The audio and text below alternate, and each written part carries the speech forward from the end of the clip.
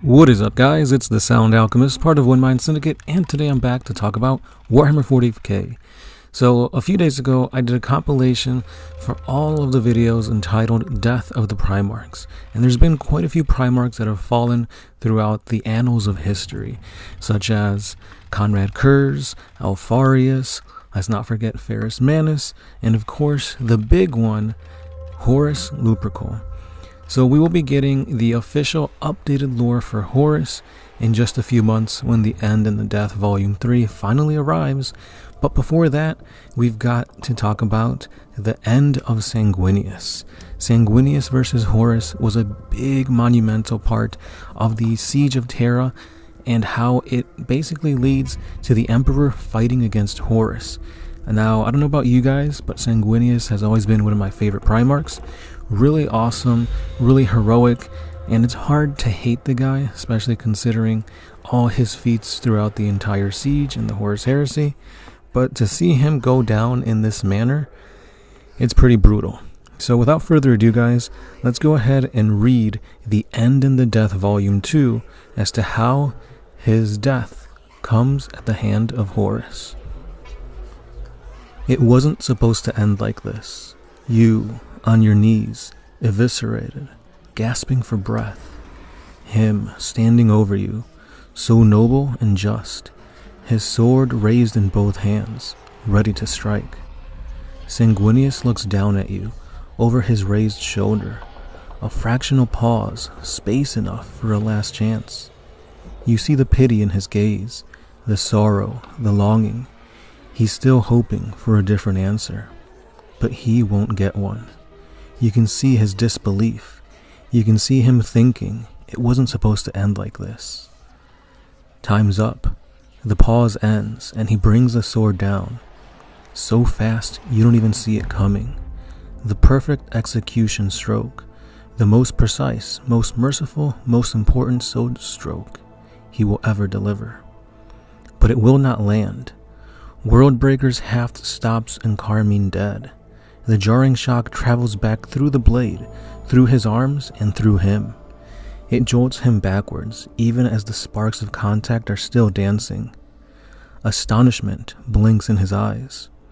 He swings again, a hastier blow. His arms like lead from the trauma of the blocking impact. Your talon fends the blade away. Now he tries a lancing thrust fueled by mounting desperation. Yet you catch his sword against the head of your maul and flip the stroke aside. That look on his face, it's gratifying. He can't believe you're on your feet. He can't understand why your wounds aren't slowing you down. He can't comprehend where your fluid speed is suddenly coming from. But it was always there. You're just not holding back anymore. You let him come at you, blow after blow, each one a death stroke, each one an exemplar of the swordsman art. Even in despair, his talent doesn't abandon him. None of them work. You bat them away as they come, with maul, then talon, then maul again. You want to give him a moment to let the despair really sink in. It wasn't supposed to end like this. That's what he thought. Well, it was never going to. You relish the challenge, but the contest is over. You can see he understands this. Besides, he has demonstrated that he isn't going to challenge his mind either. He won't bend to your will. You thought he might, but he won't. It really is such a pity, such a waste, and so ungrateful. You offered him everything, and he spurned you. He declined your gift, graceless, thankless wretch. No one does that to you. Neither of you is playing anymore. You don't think he ever was, not really, not the way you were, but there was still a sense of restraint, as though his abiding belief in you was pulling his blows in the hope that you might repent. Whatever may have been the case, he's not playing now. He's bent on killing you, for real. He wants to kill you more than he wants to save himself. He is now attacking, not defending. It appears he still thinks he's invincible, but he is not invincible, and nowhere near invulnerable. He's about to discover that the prophecy stands. The dreams were real. Your favorite brother should have heeded them. Fate is ordained, and it demands payment. Everyone pays Sanguinius, some in a moment, some for the rest of their lives. There are no loopholes, no exceptions. He thought he'd found a subclause in the logic of fate's contract that would allow him to live. The dreams told him plainly that he would die the day he faced you, but he convinced himself that this did not count as a day. It couldn't be a day, for time had ground to a halt, and thus the prophecy could not and would not be fulfilled. He used this to deny fate several times, perhaps more times than any other son, and he thinks he can do it again. Well, fate has grown tired of his provocations. It is no longer charmed by his constant clever escapes and dialectic evasions. And so are you. There is no intellectual technically to exploit here. Sanguinius is naive if he thinks that fate works that way, especially at this macrocosmic level. This is the day, the final day. Days, like brothers, come in different types, with different qualities. They do not all have to work together and run in series. A day can be alone, singular. This is your day. You have decreed its dimensions and its duration. It is a single day of days, endless and eternal, and nothing can outlast it, no matter how hard it tries. Here he comes, and carmine gleaming. He still thinks he's going to win. You dodge the blade, and you swing Worldbreaker. He evades, but you hadn't intended for the maul to hit him anyway. The swing was just to scare him into the air. He takes flight, white wings wide, a flash of gold to encircle you and strike you down from above. He thrusts his one advantage, the ability to fly, and turn into a two-dimensional fight into a three-dimensional assault. But what are his three dimensions compared to the multitude you command? He soars above you, a vertical ascent, and you reach along the eighth angle of space and grab. Your talon closes around his trailing ankle. His climb arrests with a brutal jolt. For a second, he is anchored in the air, and you bring him down, hard, swinging him by the leg like a hammer into the deck. You let time slow so you can relish every detail of this moment. You gaze down at him, and he lies on his back, full length in a crater of mashed deck plates, one wing spread wide, the other pinned and folded under him. His arms draped open, his hair a golden halo behind his head, one leg bent like a dancer's. You're still holding his other leg like a half to wield him by, and you let him go. The leg falls, heavy and straight. No more flying. You step back, and your heart is racing. The satisfaction was exhilarating. You weigh Worldbreaker in your hand, ready and waiting. How long will it take him? A minute? 2? No, much less. His eyes blink open, and he doesn't realize where he is for a moment. He doesn't know what's going on. The impact has knocked all sense from him, and he'll register the pain before anything else. A broken wing, ribs too, the ankle you swung him by. Pain will be flooding in him as he wakes. You see him wince, a convulsion of his chest and his face screwing up a grimace. He chokes, coughs blood, and it dribbles off his lips. Is he done? Surely he's done. Nobody... But you still give him credit, grudgingly. He's not giving up. He tries to roll onto his side, but the grinding pain of the broken wing stops him. He flops back and rolls the other way. He tries to rise. He makes it onto his hands and knees and gropes for his fallen sword. It's just out of reach, along with most of his broken hopes and the memories that were smashed out of him.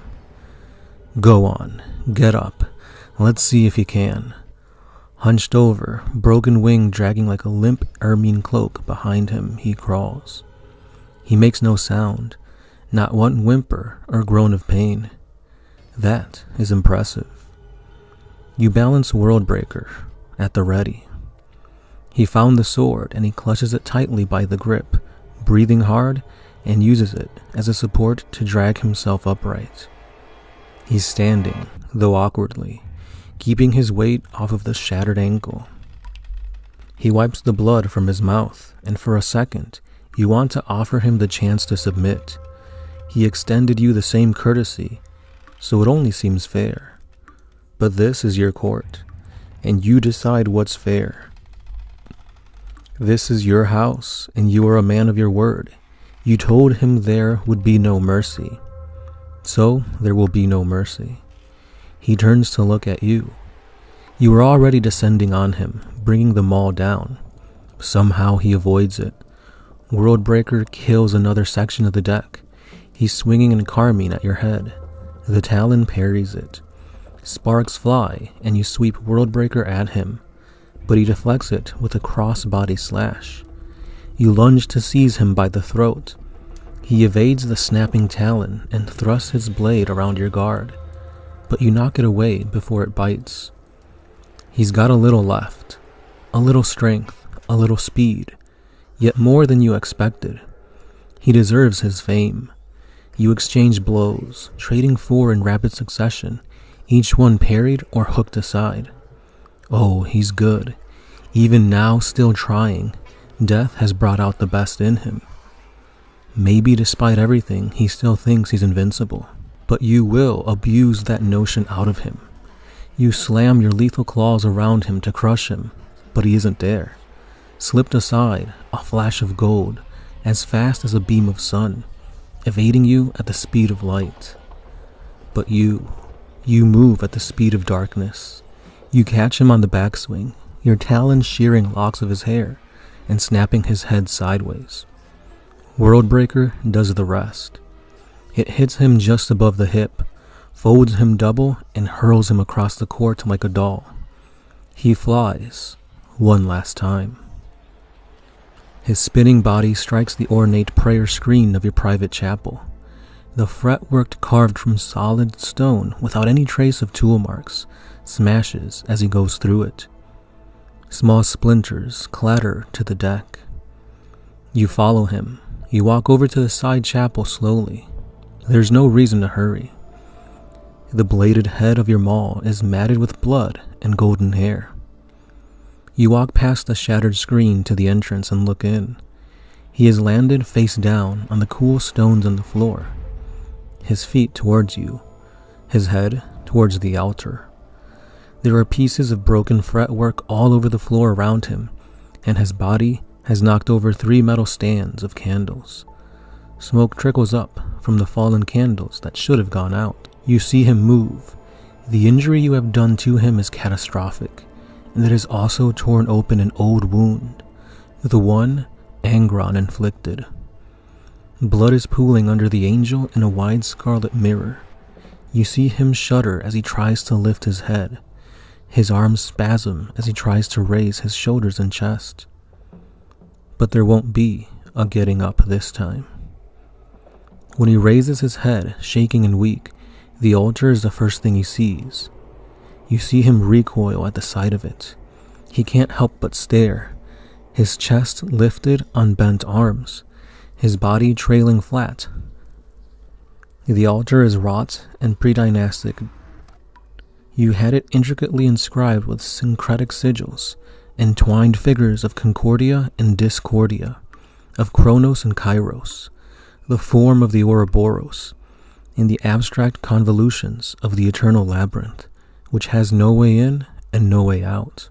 You also had it etched with certain phrases and texts that whisper of the court have told you are sacred. It has 8 wide steps like a ziggurat, with a primeridion of alchemically tempered azoth at the apex.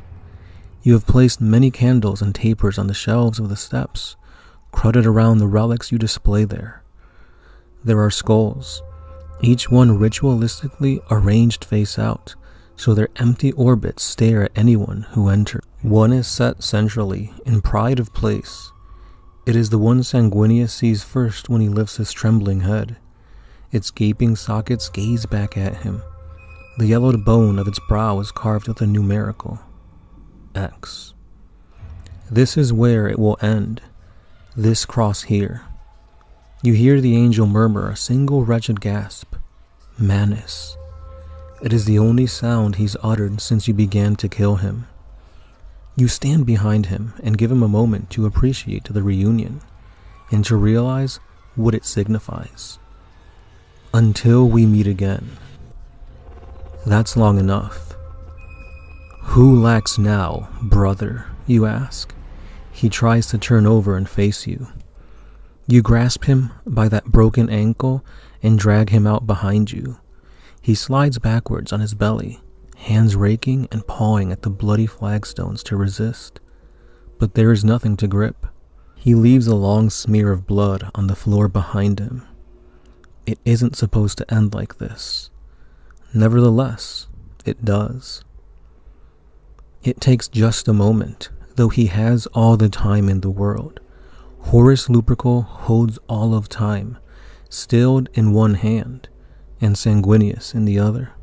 Sanguinius, the angel, broken beyond measure, gazes up at the soaring arcs of the Lupercal court. Even broken, he will not go quietly. Even broken, he will not make this easy. Lupercal growls. Does he relish this? Hate it? Consider it an annoyance waste of time when he has better things to do? There is no way to fathom him, for he is no longer remotely human. And Sanguinius doesn't care. He can feel the gaze of the old four on him, staring from the shadows with eyes as bleak and wicked as the one adorning his brother's breastplates. They have come to witness this and everything that will follow. They mutter close to other excitedly, and around them the numberless legions of their spawn gibber and whisper in delight. Sanguinius can feel the sheer size of them, the mass of the dark gods. He will show them the defiance of mankind to his last breath. Horus lifts him off the ground, pincered in his talon. Every fractured bone and tear in Sanguinius's body shrieks as he hangs there. Blood bursts from between his torn lips, squeezes out of his body. Worldbreaker rises in the monster's other hand. Sanguinius lashes out with his left hand, gouging desperate fingers at his brother's cheek and eyes. Horus barks in rage and drops his prey. Sanguinius falls to his knees, jarring every wound, then topples to his side. He tries to rise, trembling, weak. He wants to be on his feet when it happens. He wants to be standing when. Worldbreaker catches him before he is even back on his knees. The clubbing blow breaks his left shoulder, his ribs, his left femur. He collapses, trying not to scream from the pain, and failing. Horus starts to bludgeon him, beating him repeatedly like a disobedient dog. There is no art in this anymore. No martial skill, no patience. Worldbreaker shreds armor and flesh. It pulverizes both collarbones. It ruptures a lung. The sixth hammering impact twists Sanguinius' head around, shattering his jaw and transmitting such force that the skin on the left half of his face, from brow to chin, is flayed loose. It flutters, then drapes back like a slack mask. As he falls forward, the talon vices him again. It lifts his ruined, tattered angel into the air until he is face to face with the first found instrument of chaos. Horus squeezes slowly. He is expecting some last word, some immortal and heroic declaration to mask the end of this majestic, noble life. It ought to be something good, something appropriate. But Sanguinius is no longer capable of speech. He is drowning in his own blood. The claws close. There is a double crack of spine and neck. Horus waits. Blood drips. It's done. The talon opens with a mechanical clack. His brother's corpse so loose and mangled, it seems almost boneless. It drops to the deck, an ugly sound of impact to mark an ugly ending. Horus sighs and walks away. Things scurry forward from the shadows to nail the body up. And there you have it, guys. This was the brutal, unheroic death of the angel Sanguinius. So throughout the entire life of Sanguinius, he knew that his death was going to come at the hands of Horus. He knew that no matter what happened, he would be the final instrument to combat Horus before the Emperor himself. At this point, Horus has lost all humanity, and he's basically being used as a puppet of chaos. The four gods are basically there to make sure that the battle against the Emperor of Mankind happens, and nothing or no one can stop it. And as strong as we've seen Sanguinius be throughout his multiple battles during the Siege of Terra, such as taking on a Titan, taking on Ka-Banda, followed by Angron, and holding the gate for like days just by himself, this is what ultimately brings him down. The battle with his once best friend, Horus. So let me know your thoughts down below on how just ultimately brutal and devastating this battle was. As always, this has been the Sound Alchemist, part of One Mind Syndicate, and I'll see you guys in the next one. Peace.